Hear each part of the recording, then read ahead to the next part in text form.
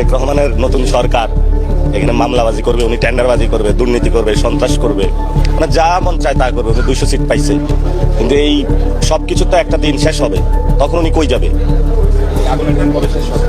আগুনের দিন শেষ হবে যেদিন তারেক রহমানের ক্ষমতা শেষ হবে, ক্ষমতা শেষ হয়ে যাবে। আমাদের বিশ্ববিদ্যালয় জীবনে একজন এহসান রফিক নামে ছিল, যার চোখ টোক সব থেতলে দিয়েছিল ওই সময়কার ছাত্রলীগ, পুরো দেশবাসী প্রত্যক্ষ করেছে।